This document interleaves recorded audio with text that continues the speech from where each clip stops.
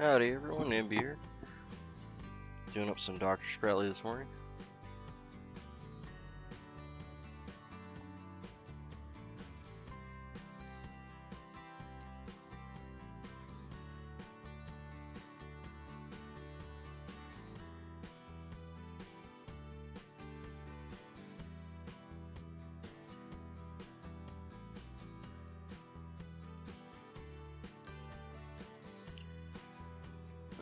Just gotta load up a few of the speaker bots here.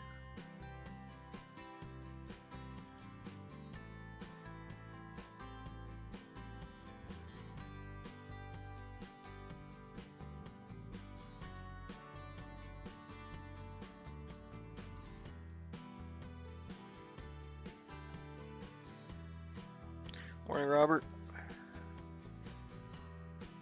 Thanks for stopping in, mate. Always a pleasure to have you.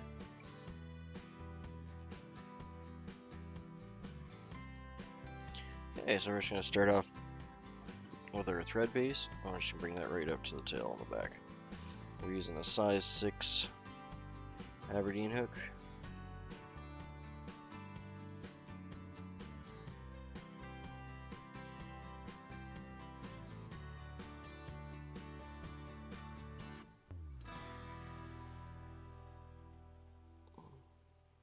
I'll bring it right back to the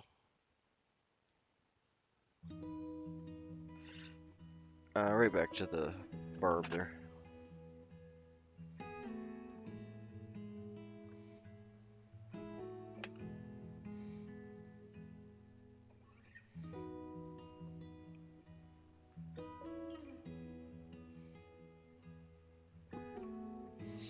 And for tails on these, I like to use some grizzly hackle. So I just saved some of the cutoff ends from, Oh, thanks, Robert. Didn't even get started before you helped me out with my goal today. I appreciate that, mate. Thank you. Hopefully you're gonna like the Dr. Spratley. It's one of my favorite flies, to be honest. If I had to just fish one fly, it would probably be this one, or maybe a pheasant tail. But yeah, if I had to pick just one, this would be the one I'd pick. So hopefully you enjoy it. Thanks kindly, mate. So for the tail, we're going to be using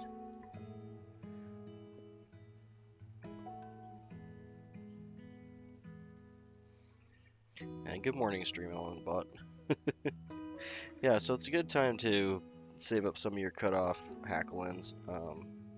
I save up a whole whack of cutoff ends that I'm not using for hackle or saving, like the thicker, fluffier ends, because they're perfect for the tails and throats on these.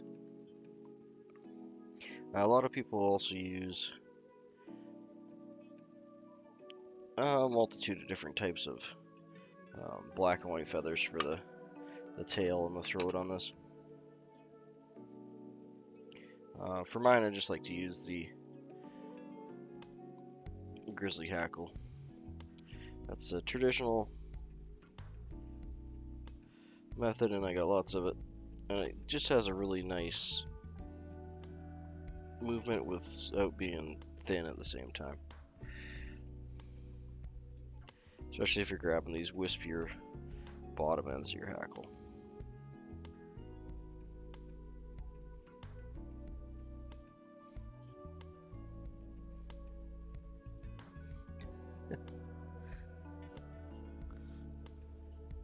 Oh, those are always fun. I used to have to help with those at the airport all the time. And they don't like it when you point out that they're well above the fire code capacity. But it's amazing sometimes what you find that's been overlooked for, you know, however long, right? So good luck with that. Maybe you'll find something that's been sitting on a wall for like 10 years past due or something.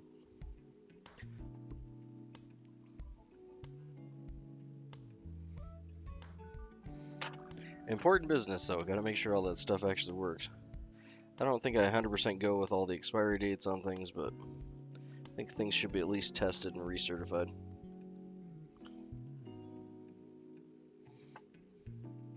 Okay, so we're just tying the tail in. I like to make my tails a little bit on the longer side on these. It is a fairly big fly and I want some movement out the backside. For the rib, let's see if I can get a piece out here. I'm just going to be cutting this one in half, but this is just Christmas tree tinsel. It's the perfect diameter, and it's nice and flexible, and it works a treat for these. And you get several thousand strands in a pack. So this is the time of year, stock up on your Christmas tree tinsel.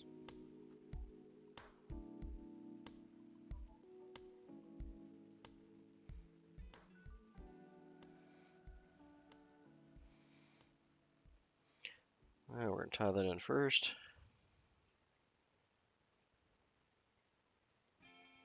Oh, right, you were dealing with all that, the mini little flood there. What was that? I meant to ask you before you took off, or tried to anyway. Was it just like a busted sink? Or something like that? Hopefully it wasn't fire suppression stuff, because when that stuff breaks, it's like black and nasty. It's been sitting in the iron pipes forever.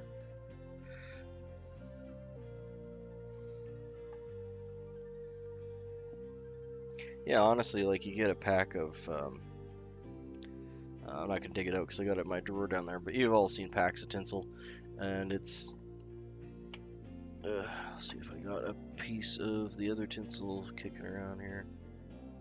Anyway, you can see it in the thing there. You can see this is your store-bought tinsel, and it's exactly the same size as a medium tinsel. This one's extra small, but or I'm sorry, it's the same size as a small tinsel. This one's a medium, so in between the two. Kind of see the difference there. Get it in frame. Come on. Come on, Nimby, get in frame. There you go. That's a medium, slightly thicker. So it's kind of like, I'd say a small. Which is great for ribbing gobs and gobs and gobs of flies.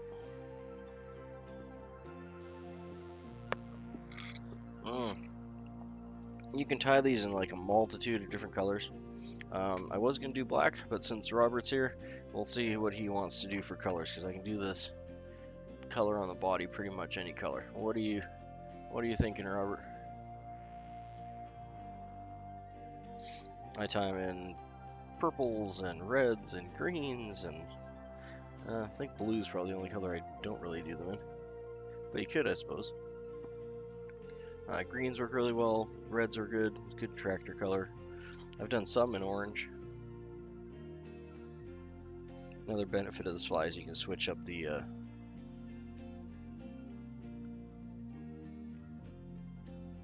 oh no.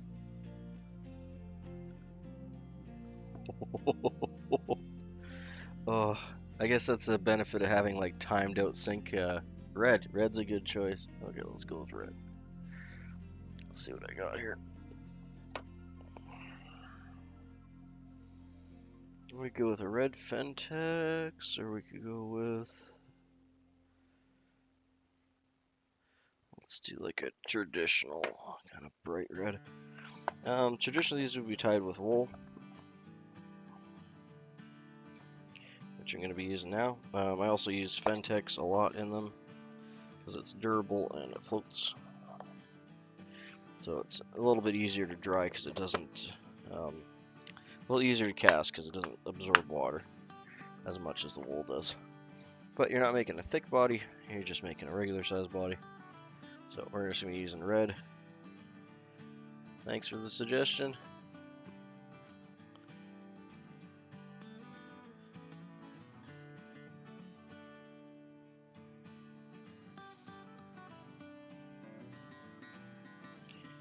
This would be a number 60 in punch card wool if you're using that.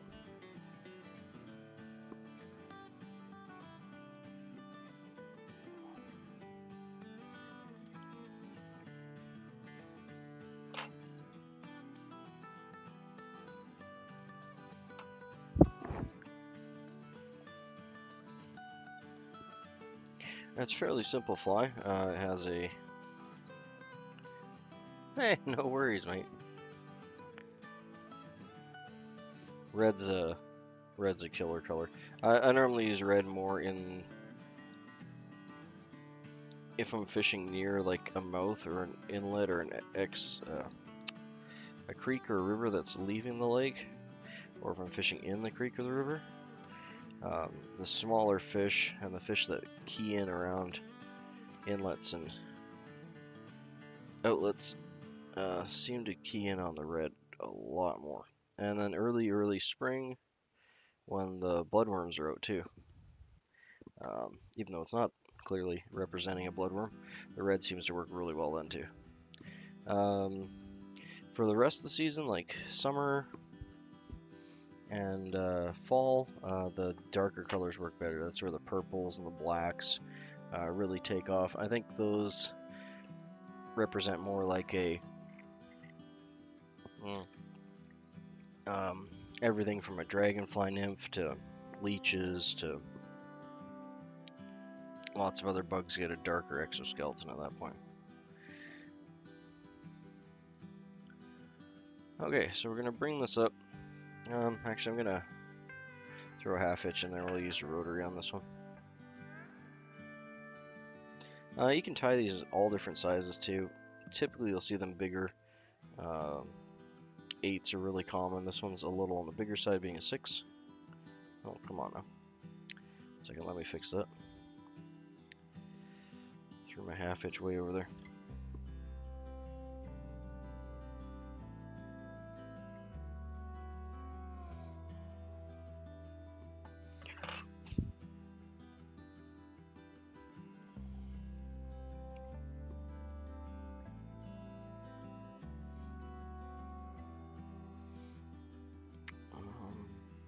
Let's see here, yeah.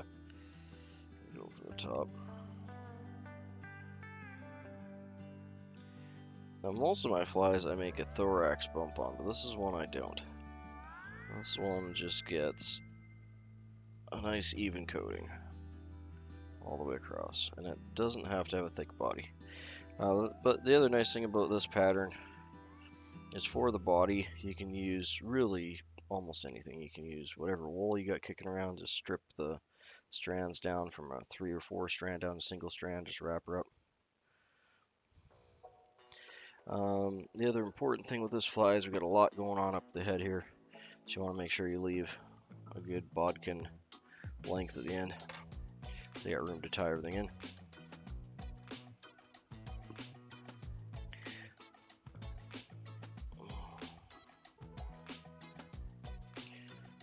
I guess it's been almost a year ago I sent one of these out to a bunch of my favorite YouTubers.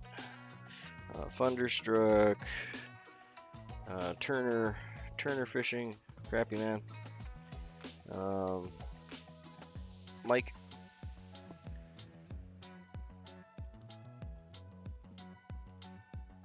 Oh, good deal. Yeah, I think like if you're gonna do production stuff, as much as I enjoy doing this kind of thing, the whole jig thing is way easier on the production level stuff. And people like watching it too, so like if you're going to be streaming it, there's a much bigger audience, I think. It just tickles a lot of people's fancy in different ways. Okay, so we got ourselves a nice, simple red body.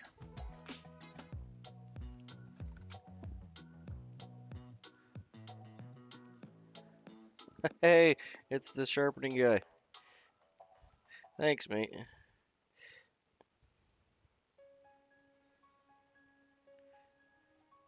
Yeah, I've been really enjoying your sharpening videos. I'm definitely not a professional like you. It takes a really keen eye. But I thoroughly enjoy sharpening my knives and scissors, and I've always had a real soft spot for hand sharpening stuff.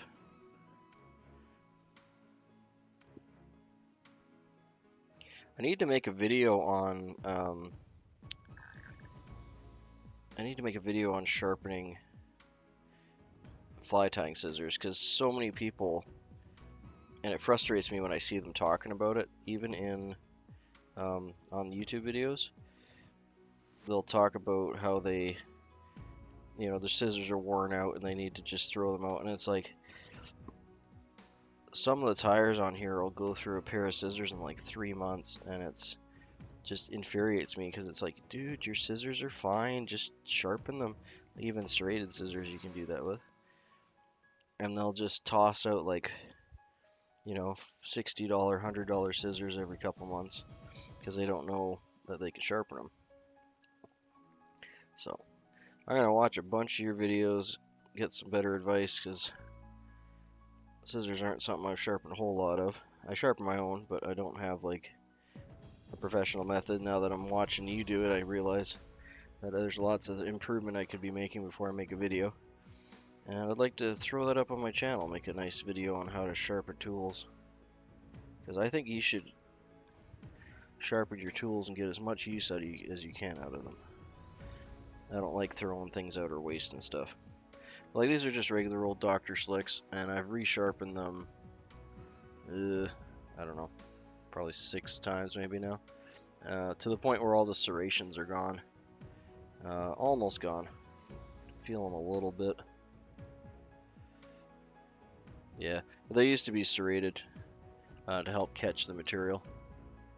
You can see my horrible sharpening job. I got some pretty good gouges. But they work. Well, like I said, I need to actually...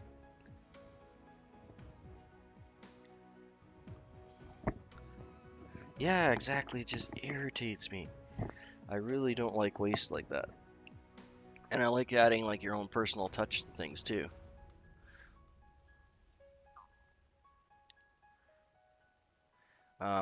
Like it's more, it becomes more like your tool because you're the one that's made it useful again, right?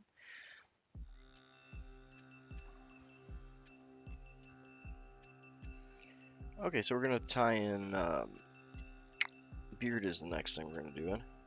Just same thing, we're just gonna be using the same feather. Actually, I'm gonna go slightly smaller here. I like to use a slightly stiffer fiber for the beard, so let's see if this is it. It will be if I get rid of those.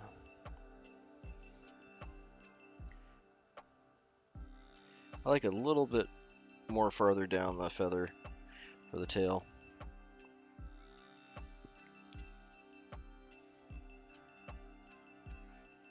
Yeah, I stopped by Crazy's channel and it doesn't look like he has anything up for a while. Hopefully he's doing okay. I haven't seen him post or haven't seen him go live, and it's been a while now, like what, 2 months maybe? I mean, if he's taking a break, that's all fine and good. He didn't say anything, he just kind of went poof, so hopefully he's doing okay.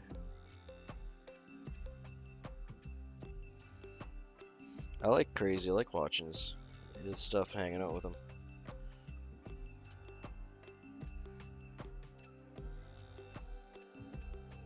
If he's just taking a break, though, that's all fine and good. We all need to do that. Just hopefully he's not in a bad spot or anything. Cause he'd be live here almost daily, and he just went poof.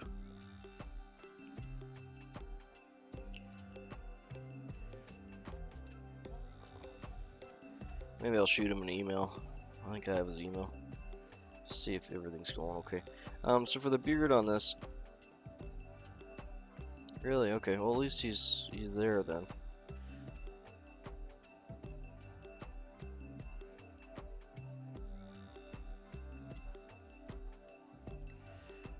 This beard's a little on the thin side, so I'm gonna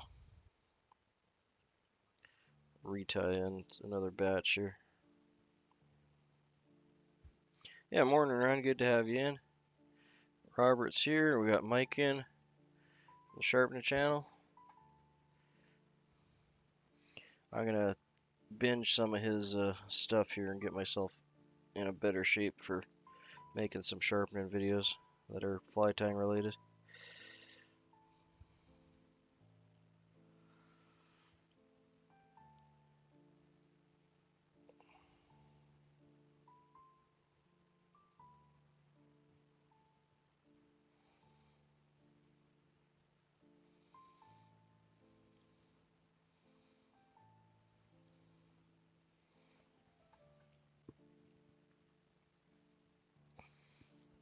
I think that would also help out a lot of newbies too, because you get people when they're first tying, and there's nothing more frustrating than having your scissors not cut stuff well, and leaving like big chunks and everything.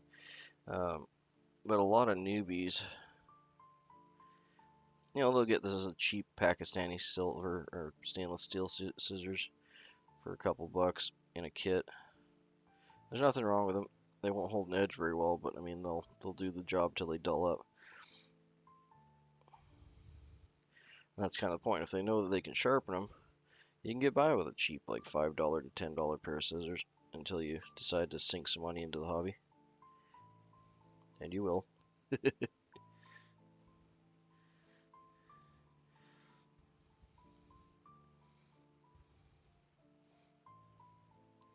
yeah, knowing that you can sharpen them. Yeah, please do. I'd like to see what you guys do. I'm curious because you've done the woolly bugger, which is like your classic kind of starter fly. So I'm wondering if they're gonna go to like a wet fly or a nymph. Kind of curious what they're gonna do for the second one. Okay, so that's a little better, and looks like it's actually out of focus here. Let me see here. Oh, that's worse. All right, let's go back a bit.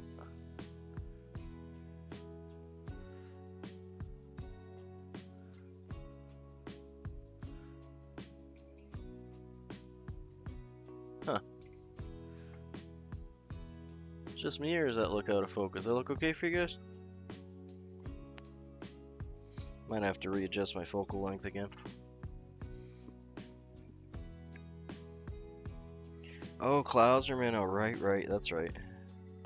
My bad. You're absolutely right.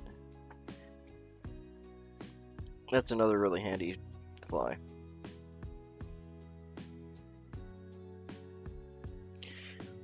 I don't think anyone's gonna get in trouble for something like that either, right? Like, they're not gonna like search down who did it and like, I don't know, maybe they would be liable for all that damage. Jeez. I guess accidents still happen, but I mean, I'm sure the school's not terribly happy about that.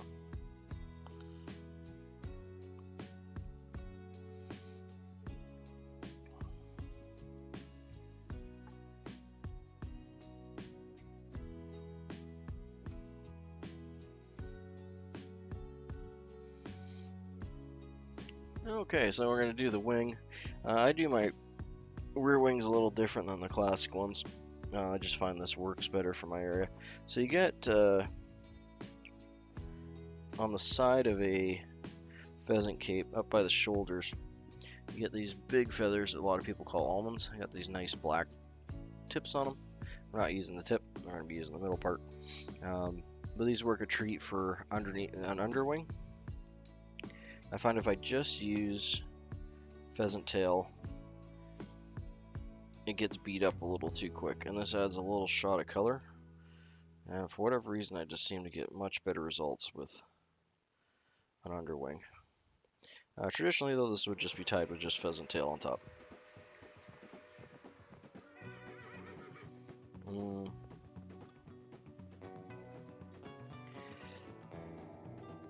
Yeah, we had that problem in the airport, and they switched to those timed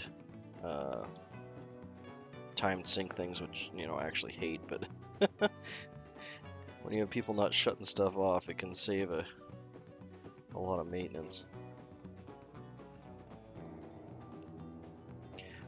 Okay, so we're gonna take off about a gap and a half. I want a good bit because this is thinner material. Get all those ends lined up like we had them there. And we're going to take them, and the nice side of the feather's on your guys' side, so I'm going to roll it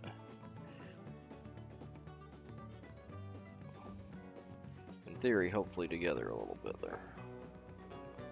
And then just kind of pack it like a snowball.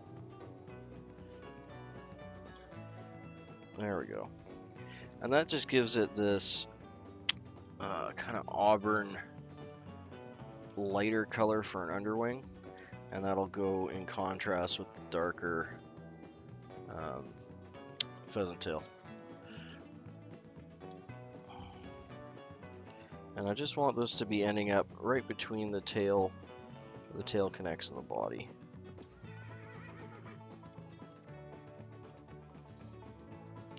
Really weird. So you have proximity sensors, how did it keep flowing?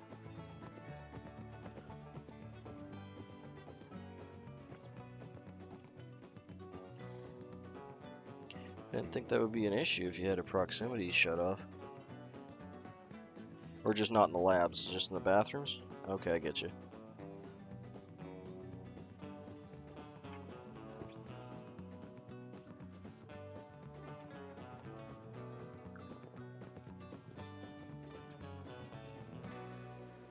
Really? Careful though, deal with a lifetime can be not legitimate.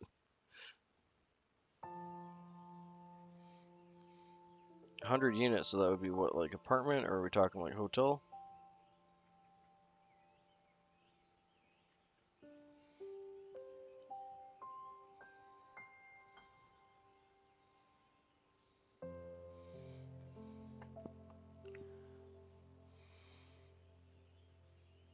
Uh,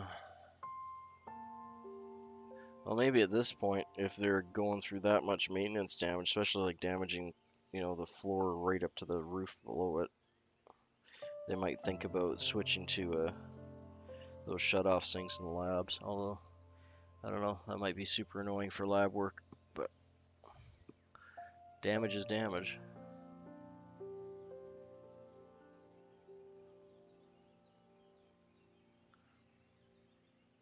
Oh, okay, I was gonna say, dude, if you can afford a place with 100 units,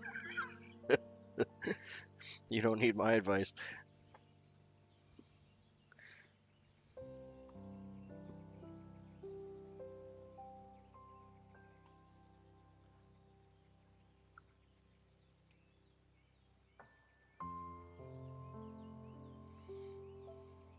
Okay, we're just gonna do a single strand of peacock Earl for a collar here. Or actually, sorry, I gotta do the overwing first, but what we'll get the next step's gonna be peacock Earl. I save a lot of my ends, like I'll tie a fly um, before I tie these. I can get it out without pulling everything. Come on now.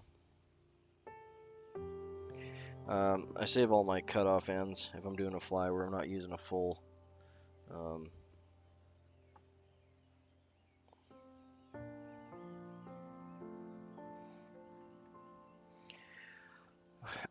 well, from what I know from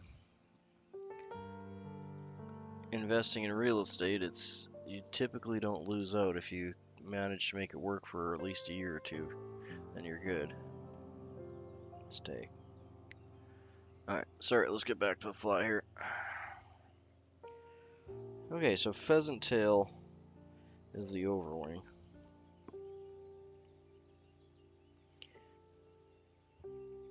Depending on what position the tail was in, whether it's center, this one's a center, so it's pretty even on either side.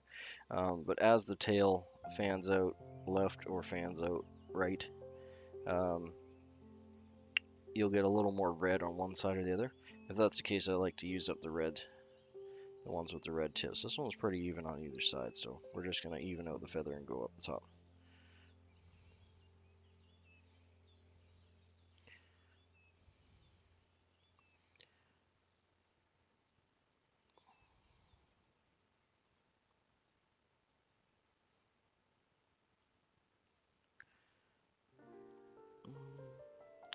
This one does have a little bit of damage there, so I'm going to cut out this piece here first. You can see there's a couple fronds that are broken off there, so I'm just going to take this little bit out and we'll save that for the next one.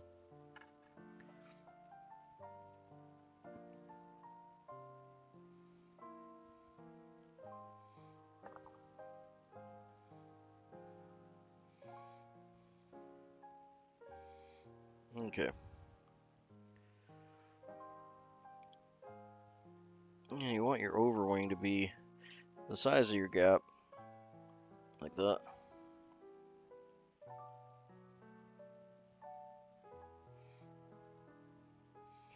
Yeah, I mean, if you got to lift steel around, forklift's definitely handy to have. Or child labor, whatever's available.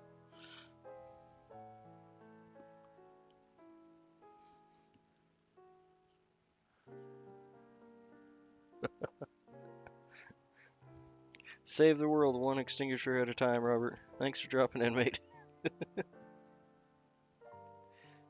Yeah, no kidding. Good luck.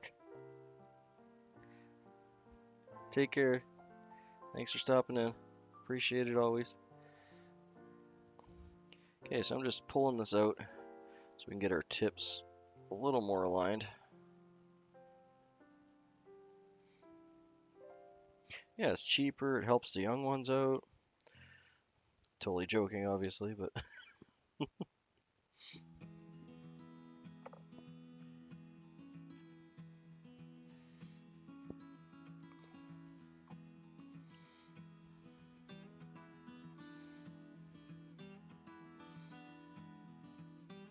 okay, I'm gonna fold this in half. There we go. Just kind of pack it like a snowball. Yeah, exactly. They don't produce a lot of CO2.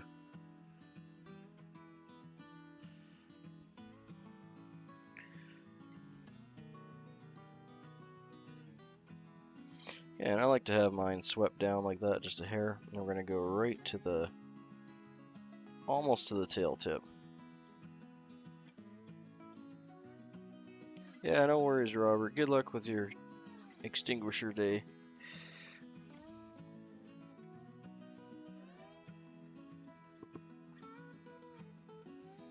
I'm just gonna reset my thread there.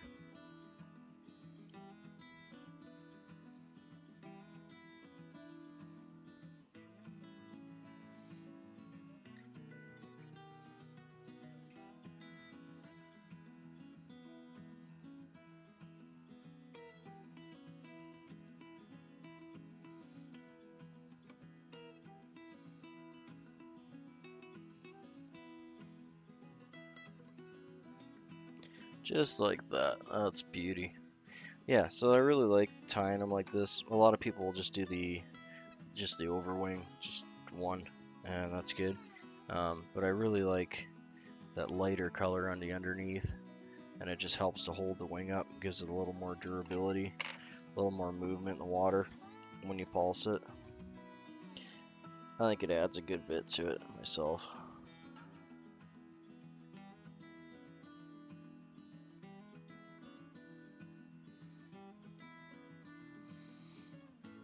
But yeah, happy with that. Okay, now we're gonna do our peacock. Let's trim this off. This kind of brings the fly to life here.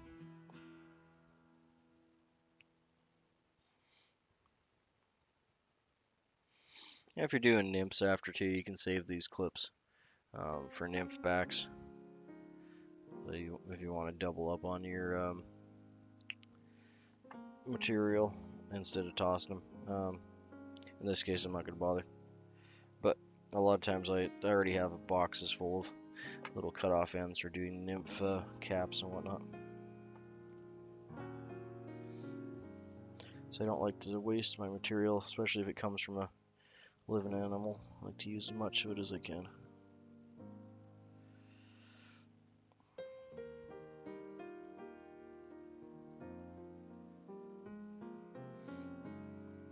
Yeah, everyone listen to the Stream Elements bot and click on that subscribe button. Drop me a like. Do all the things with the stuff.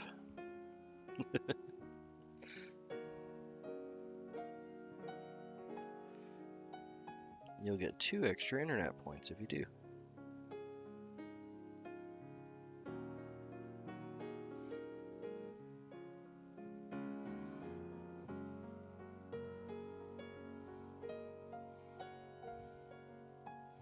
Okay, just tying this in.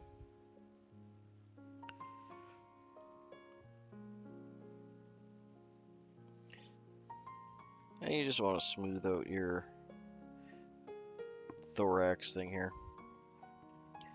for when you're tying in. You don't want to have it tapered too much. This is fine. But if it's down too steep of an angle, especially after tying the wings in, it'll just slide forward.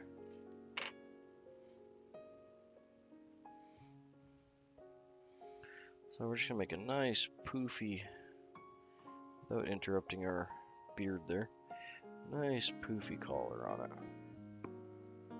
And this green just drives them nuts. I don't know what it is about peacock, it's like magical.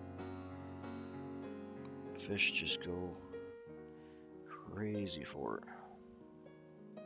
It's fine by me because it's really cool and I love tying with it. Yeah, we're sliding a little bit now, but I got a nice collar in there. I'm gonna try and back it up a hair here. Nope. Alright, I'll tie that off. Now we can make our actual head. Hello there. And your head can be pretty good sized and bulbous on these. Goes well with the peacock there.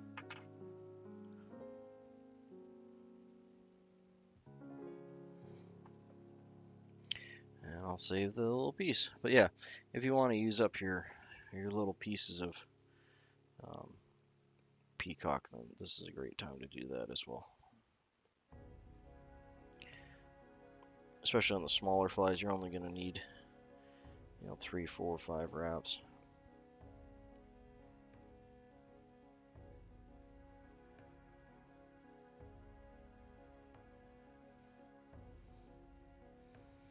Like if you're tying this in like a 10 or even a 12. Don't use the smaller 12s too often, but they do work a treat in creeks and places where you want to have a smaller fly. And that'll be it. Get some half hitches on there and get another one going. I think we'll change up the color each time.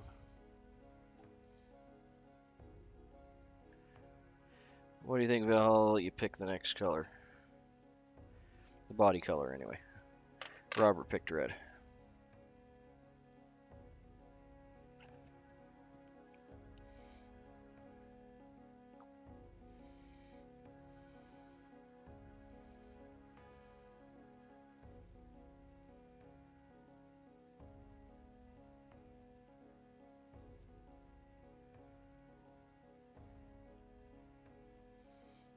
Could have made the head just a hair fatter on that, but it's got a good taper to it.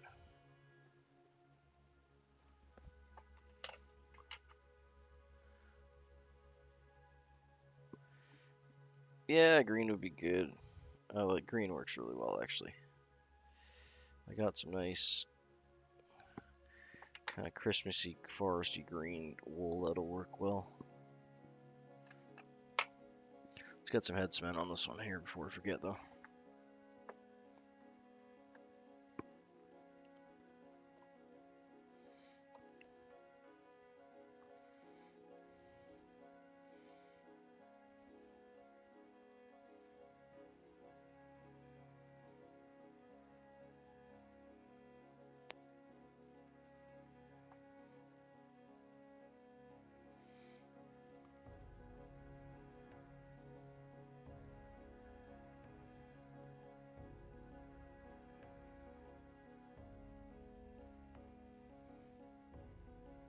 Okay, I'll give the head cement a sec here, and then I'll put the... Okay, cool. We'll do orange after green. I haven't done an orange one in... Oh, it's been a while.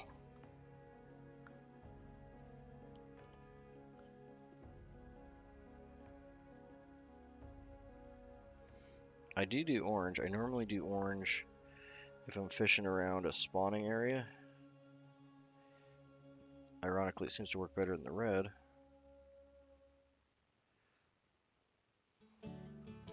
But I haven't tied an orange one in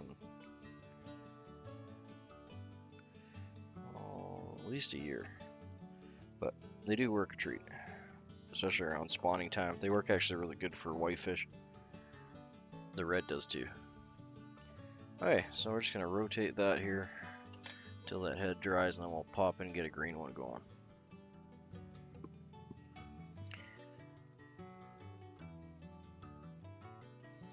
Okay, so that's your standard red Dr. Spratley, which is a very traditional and well-used fly up here in the interior of British Columbia. It was originally named for Dr. Donald A. Spratley from Mount Vernon, Washington. It's one of the most effective wet fly patterns in British Columbia. And if I had to pick just one fly to be with, it would be this fly. I can fish this all year and it's productive.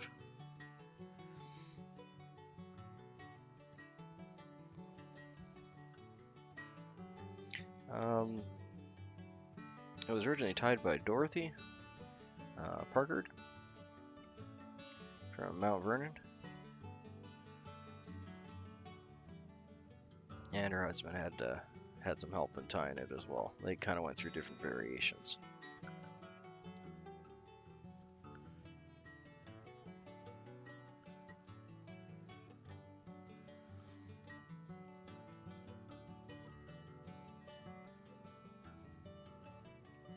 Yeah, and Dr. Spratley used this pattern all throughout British Columbia, and it's been a staple ever since.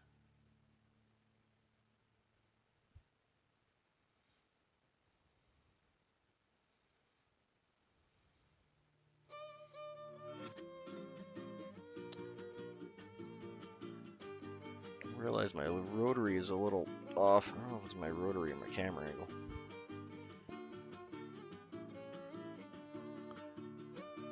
Let's see here. Oh, it's my rotary. Okay, 1 second.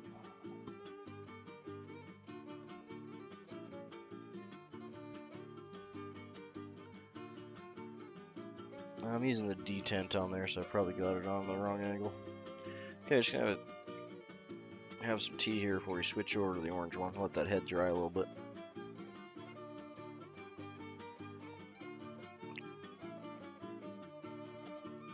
Oh, it says jump, not Trump. If you type in, I can't remember if it's asterisk jump or if it's pound jump, your character will jump up, and if you catch the star, you actually get little cash monies that you can spend in the app to get new hats and things. Yeah, I think it's, oh sorry, exclamation mark jump is probably what you type in. You can try it. Feel free to type it in and see if you jump. There's a whole whack of games and commands and stuff you can play that I haven't fully set up.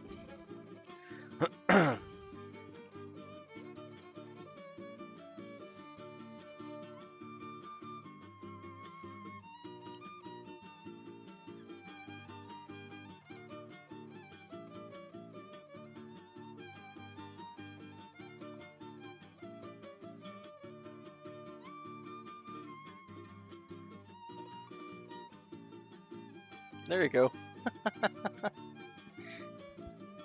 And you jump. So the whole idea is that you're just trying to time it with the star, and if you catch the star, you get something. I don't even know if I programmed anything in there that you'll get. But yeah, there's a whole whack of different games. I want to have them set up kind of for giveaways was the original idea.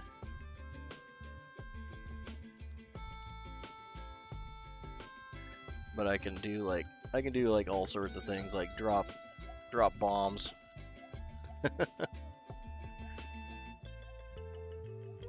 I can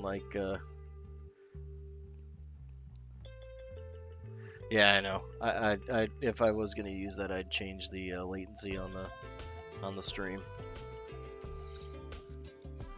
I like the latency a little bit on the higher or lower side, so I can have a better quality video.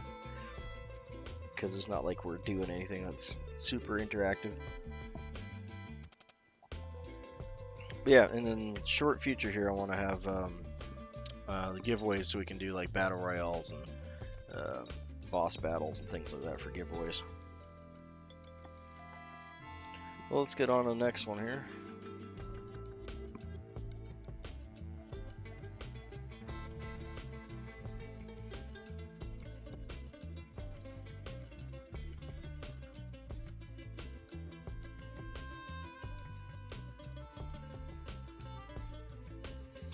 There we go, there's one, and let's say green, right? Let's do green.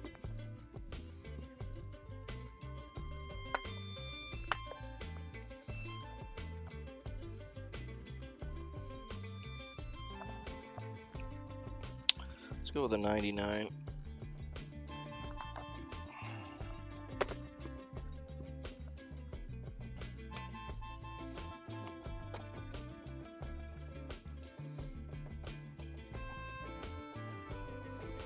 There we go.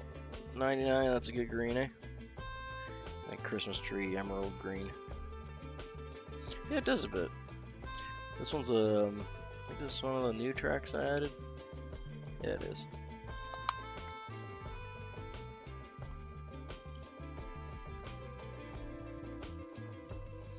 So I might get some weird ones popping in because I added about 50 new ones. Of course, I haven't listened to them right through. Sometimes you get some weird stuff in there.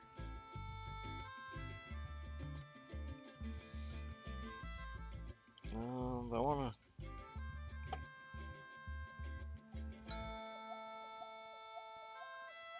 Why are these so wonky?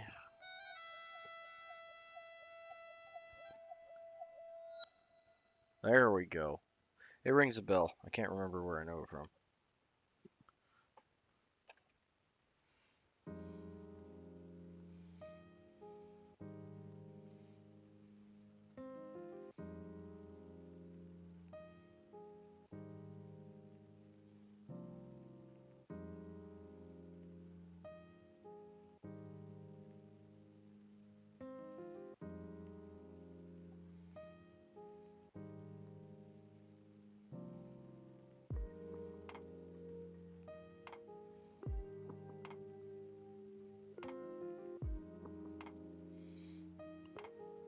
I got our thread base in.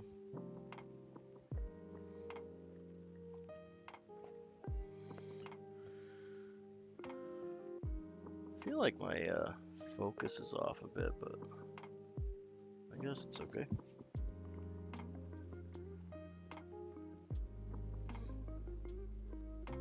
Alright, so first things first, gotta get our tail in. Where'd that little clump go I was working with? There we are.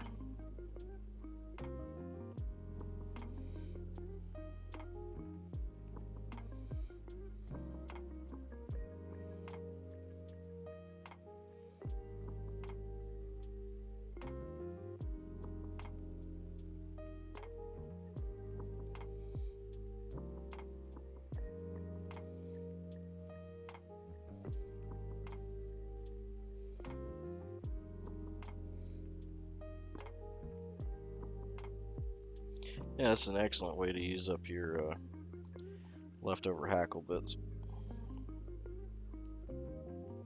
I have to do 2 tail tie-ins. This one's going to be a little on the thin side.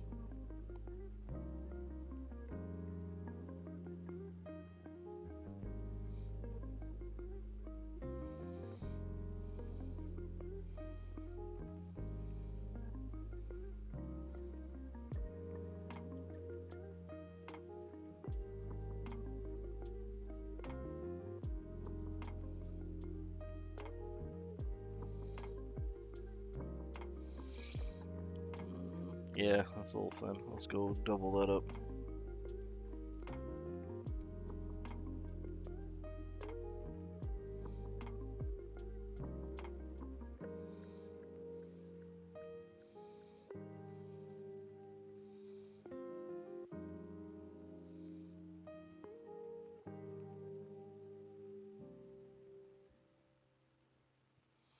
I assume I'm going a little on the thin side, as you can always add to it. But I can't really take it away as easy.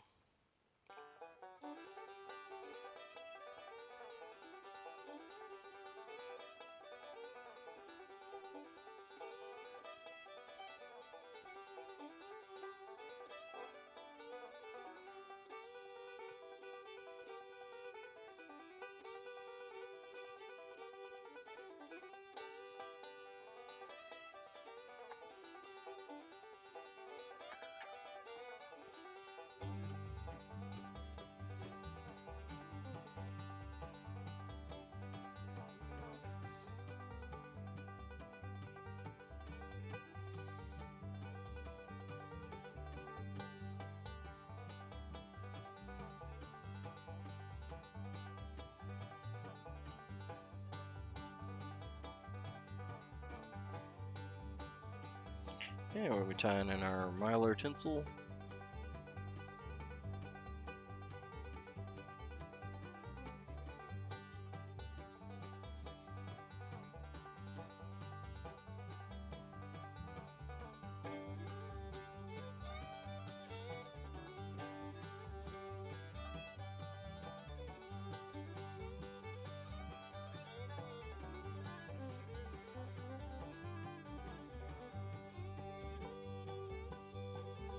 Get 3 or 4 good wraps in the back there. There we be.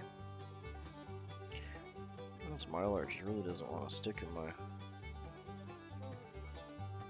material clip. There we go. Okay, we're gonna do green this time.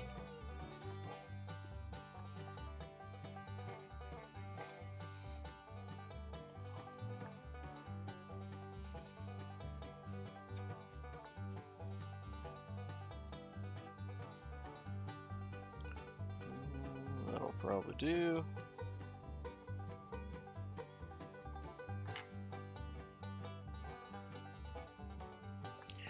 And if anyone's curious, it's punch card 99 for punch wool. It'll be the green color.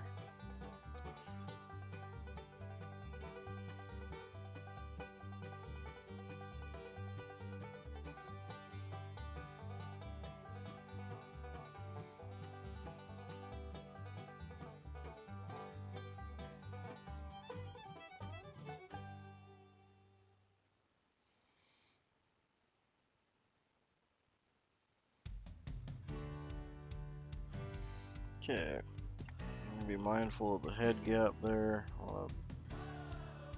At least a bodkin width.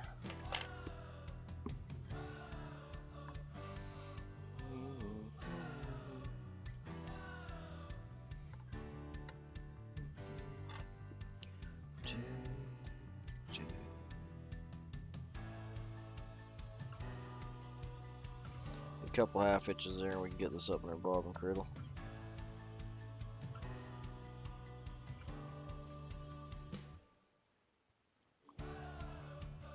Oh, alright, mate. I'll always be here when you're done. Oh, until I'm not tying anymore.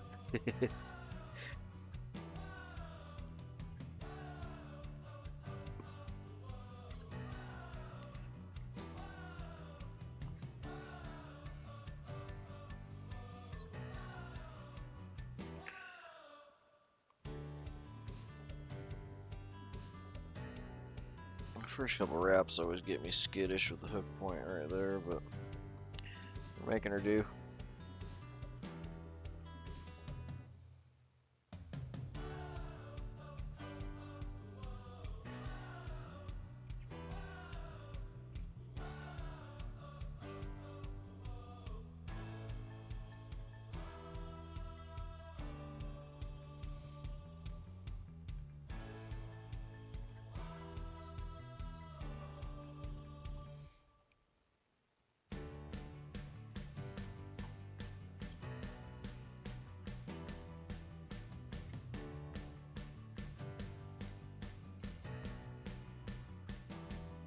Okay, I'm just going to tie that off. That's a nice green. I'm glad you suggested that. Goes well with the red, eh?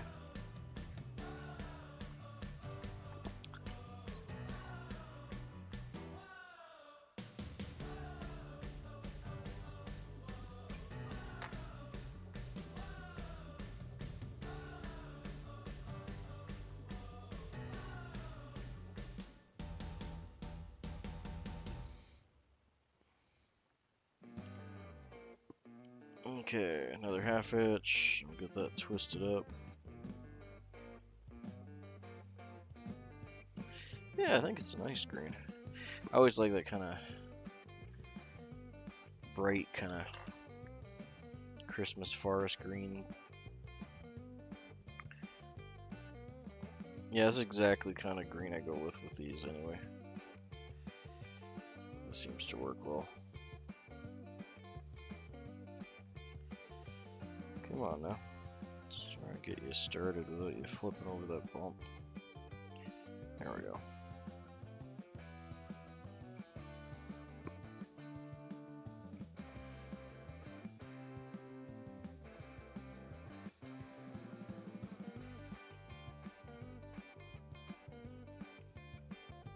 Oh, do you guys get snow?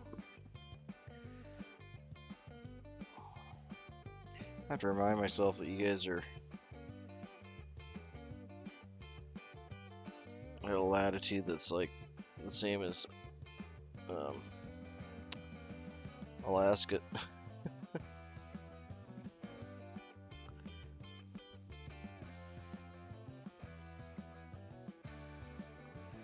We're gonna get snow any day now. We've already gotten a few skiffs at like an inch or so.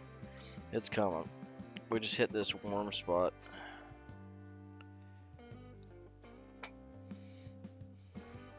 We would have been in a cold snap this last week, like we were about 2 weeks ago. It was like -15. And we just got so much rain in the last week here, but it's all just rain. It's all gone now. But man, if it was a bit colder, we would have had some pretty epic snow dumps because it rained like crazy.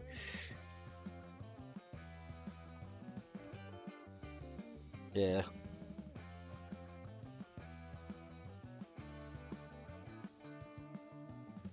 Really? Yeah, I'm surprised. We normally get snow a lot earlier than this. We'll have snow sometimes like in on Halloween. And I'm up on top of a mountain, so when we get snow like a lot.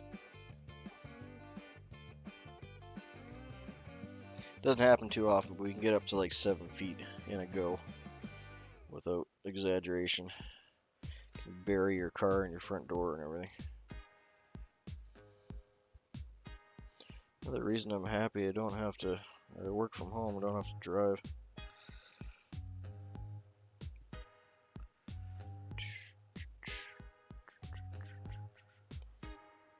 Yeah, lake effect is weird.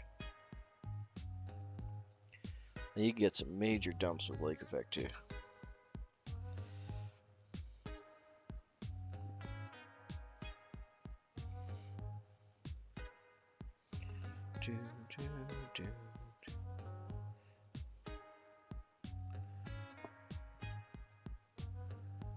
Oh, sorry, wee man. I didn't actually shout you out there. I just started talking about you. Welcome in, wee man. That's good. I think you knew who I was talking to.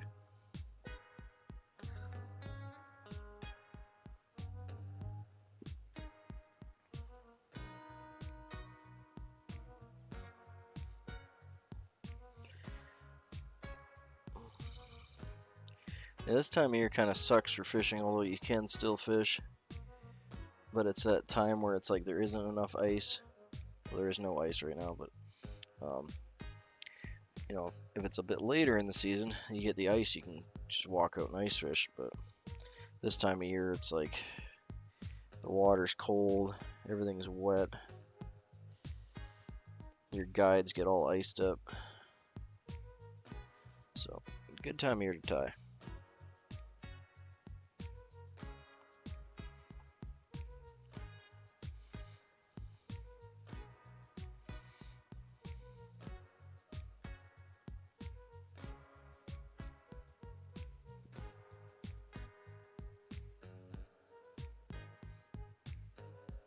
Yeah, like the warm water, or warmer, I guess, in contrast water on the lake will cause all sorts of weird weather effects, like making its own weather, basically, almost like a forest fire does, just in smaller.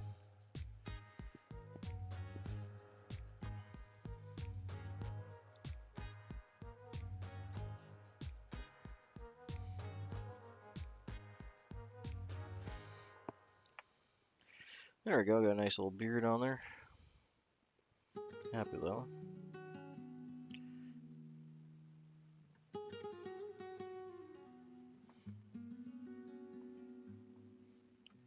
Oh, really? They close your season in the fall? Is there a reason for that? That's all the way to winter.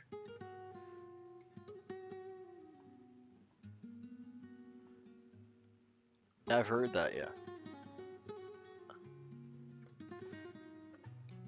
It's all the same around like Thunder Bay and all the spots in Ontario with the Great Lakes there too. Same deal. Alright, so we're gonna get our almond feather again.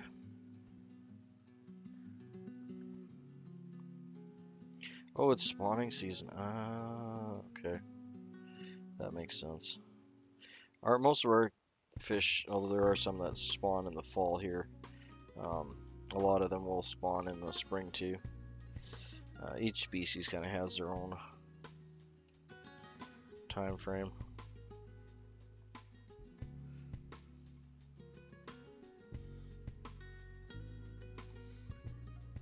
I can't think of any that spawn in the late fall to winter. I don't think any do. Probably not enough nutrients, and it would be a bad time for resources.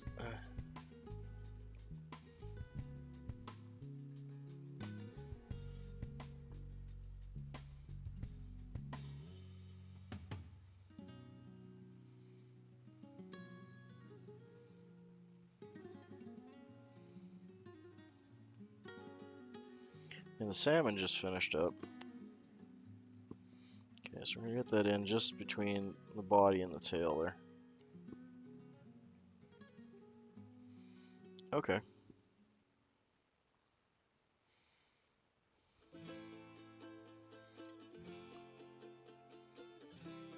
Actually, now that I'm thinking about it, I think I'll have to double check. I'm pretty sure the Thompson and some of our major rivers are actually closed until spring in certain sections.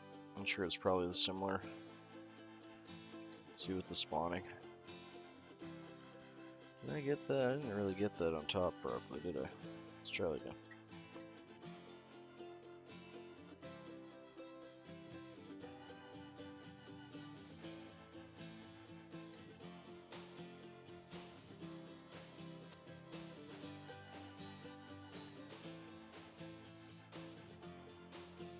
Distracted with all the spawning fish talk.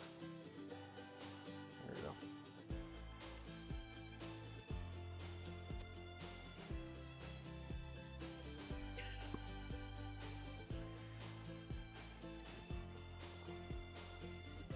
Yeah, that'll do.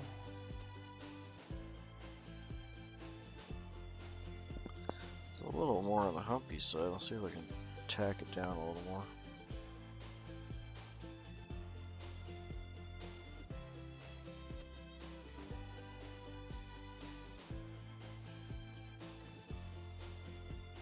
That's better. I want it raised up. I don't want it like really super raised up. That's much better. There we go.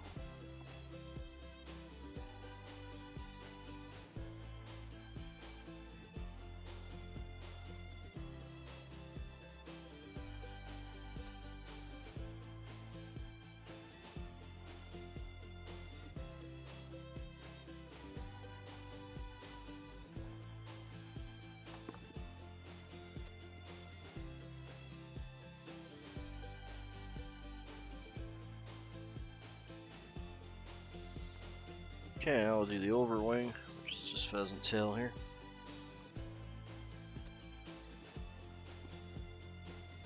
Thank you. Yeah, those ones I find to work pretty well. And this one's got some damage in it. It's a really old tail. I think I'm just gonna roll with it. Okay, so you want the hook gap width. So like that. It's a good chunk, you know. The size of the hook gap. I like to bend these down so all the tips are at least relatively together. If you bend them on like a 45-degree away from the stem, you typically get all the tips pretty close to lined up at that point. Just like that. Once you got them lined up, just re-grab them firmly and then just pop them off. Or you can cut them. Depending on the type of fly I'm doing, I'll either cut them or pull them off like that. If I'm doing caps or other things where I want them all to be lined up together, then I'll I'll cut them off so they all stay together like a quill wing.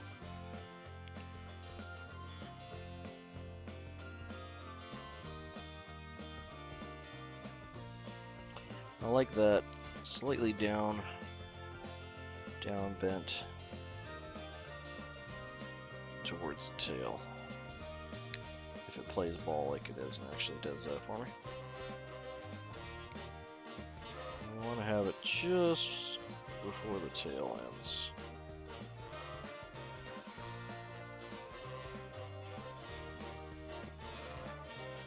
Do a soft wrap to grab it.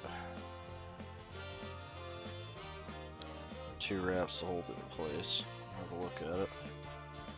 See if I like that. Yeah, that laid on top pretty nice. I'm pretty happy with that overall. Well, it did move back. I got 1 or 2 longer fibers there, but it's still, the majority of it's shorter than the tail, so we'll keep it that way.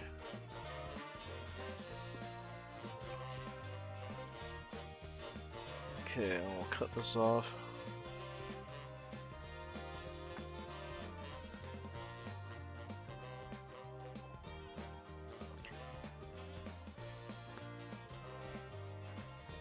Thank you. Yeah, I just added like 50 new songs. Haven't really vetted them yet. If they annoy me or I don't like them, they don't fit my vibe, I'll yeet them out of there.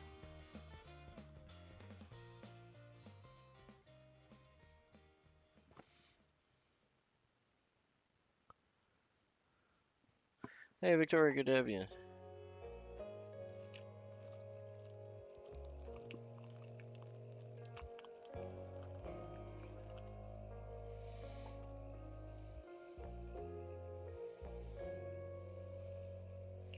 Okay, so we're going to take our peacock, slide our fingernail along, it'll break right at the brittle point. Don't want to use that part.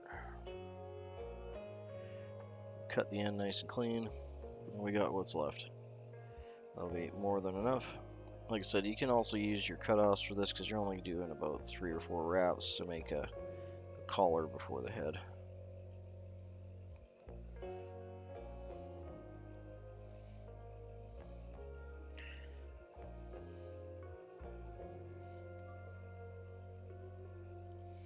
And if you pull back on it, it'll spike it all up for you. Oop, and he'll break it off and have to start over. Okay, obviously it's still a bit brittle, so we'll take a little more off.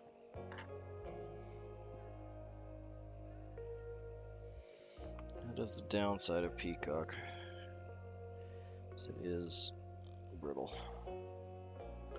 Just gonna undo that so we don't get too much extra thread wraps.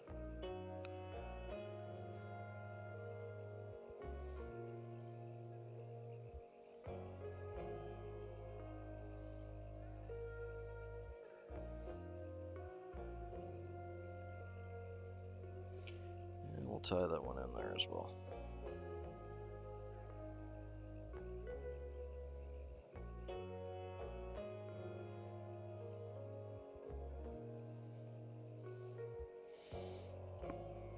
There we go. I'm just going to hand wrap this. Hopefully that turns out okay. Not going to bother with the hackle pliers today. It's going to be a toot, but hopefully it's going to be okay. Come on, you want to turn into a beautiful fly. I think I'm getting this the wrong direction. 1 second here. Let's try going this way. That's better.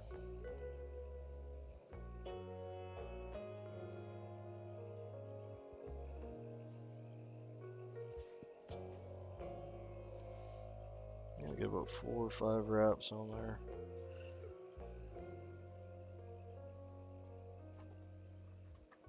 Oh, it slipped on me. I'm going to back that up because I want to keep that up top. Do that one more time.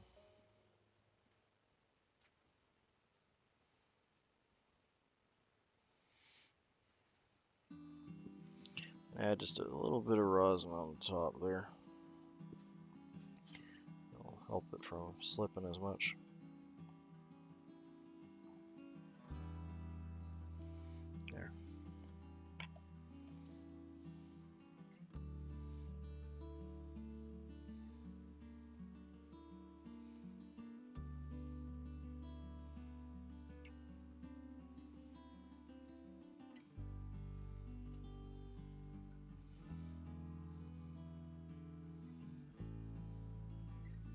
Much better. Oh, that slips again. Okay, well, whatever. It'll be fine.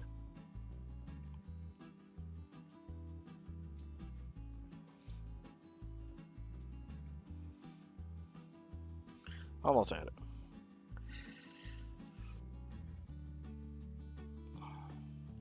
It's okay, we're gonna just bury all that in there as we make our head anyway.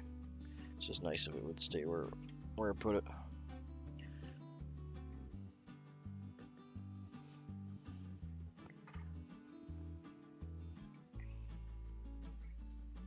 Yeah, just obviously just a hair too much taper on that head.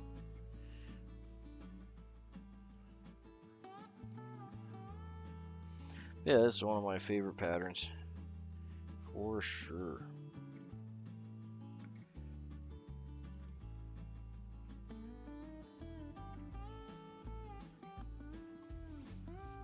Yeah, and there's some patterns I'll put. Don't normally use super glue. I mean, I have it here.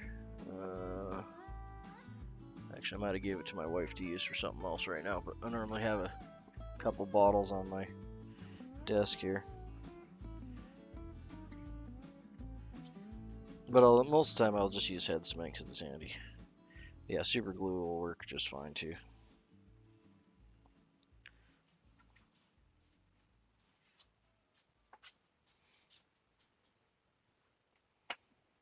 Oh, there we go. Thanks, honey bunny. There, wife has returned my super glue for whatever she needed to fix that was broken at the time.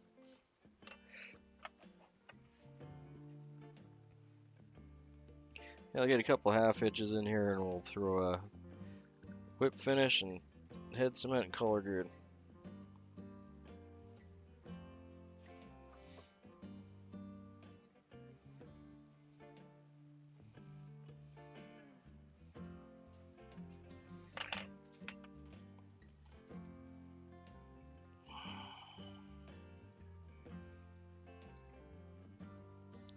Yeah, good luck with that commercial property thing there. Well, hopefully that turns out okay for you. I might be like you said, I might set you up for a long time with some income coming in. And if you got income coming in, you can spend your time working on the other stuff that you actually want to be working on.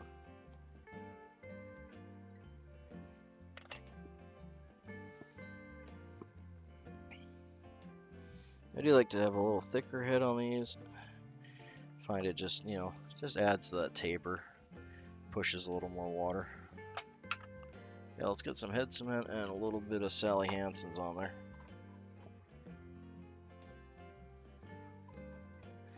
Hey, honey bunny, Wee Man says hi from Ireland.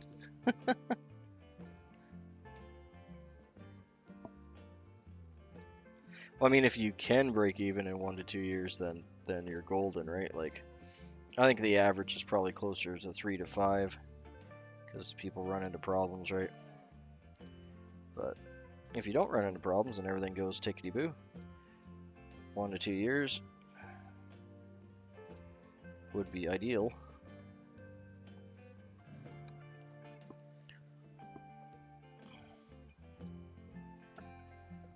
Yeah, I hope it works out for you too, mate. It's one of those things that's hard to know. Like, the good thing about land is they're not making any more of it. What we got's what we got. So, as long as it's not a recreational land, like say a cabin or a property that has to do with recreating, because that could drop, during a recession or whatever. But most other land holds its value.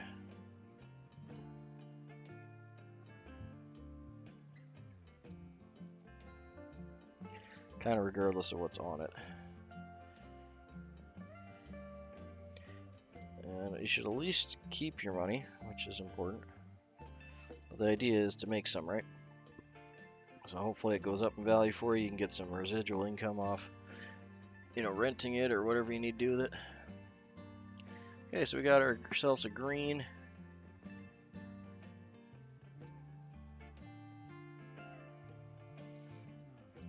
Yeah, I'd say AI is probably pretty close. I'm just trying to get this straight. I don't know why these hooks like to jump around on me. That's a little better. Okay. Okay, so we're just going to rotate that. I'll give you guys a spiel on the fly here while we let the head cement dry. Okay, so that's a green Dr. Spratley. The pattern was originally tied. It was named after the late Dr. Donald A. Spratley from Mount Vernon, Washington.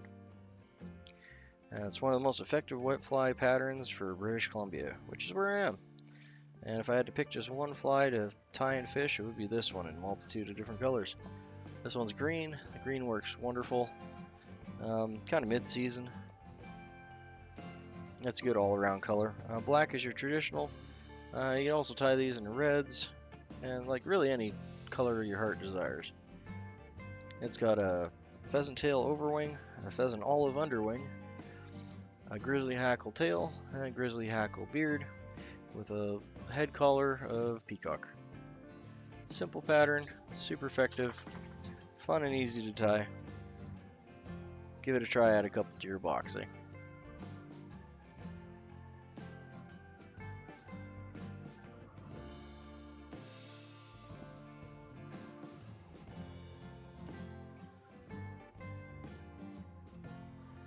Yeah, I mean, gold and silver, I mean, that's a hard choice, right? Like, I've definitely invested in gold and silver before. I think I'd feel more comfortable in buying the silver, even though the price is a little weird right now. Trout mostly. Although, in the red variety, I bet some of the salmon and steelhead would probably nail this in the larger sizes. This one's pretty good at a size 6, but you can tie them up to 2 or 4s if you really wanted to.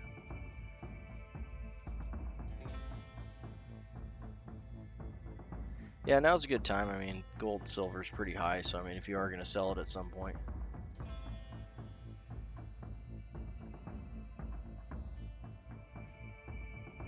Hey, welcome in, Fab, thanks for stopping in, mate.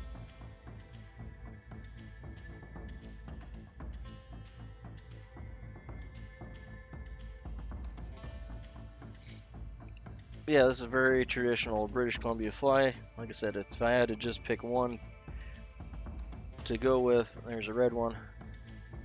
It would be these. They just produce all year round. I even use them ice fishing.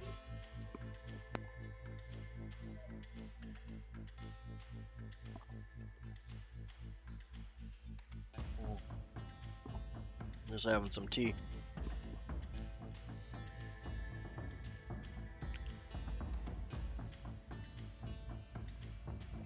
There's a few varieties of these.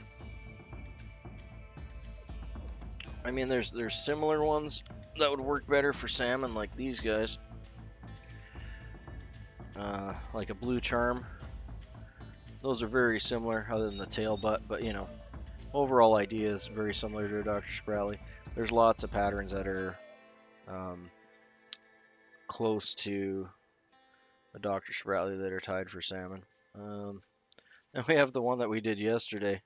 Actually, both these ones here that we did up for Ewas.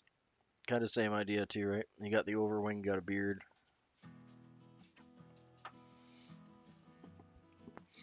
I think that's going to be it for me for this morning. I'll just do those two up. I'm going to make some breakfast, get some wood cut, feed all the animals, and get ready for work for the day. Yeah, everyone can hear the puppy. He's going to go out and use the bathroom right now. He's not going to say hi right now, though. He's going to go out.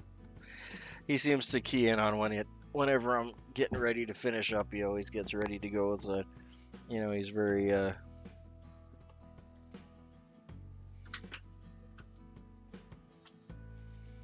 Really? That's cool.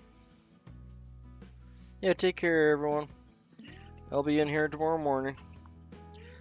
Roughly same time. I'm going to try and be a little more consistent with my starting time, but I kind of drag my feet in the morning. Thanks for coming all. Pleasure having you all in here. Thanks, Wee Man. Thanks, Valhalla.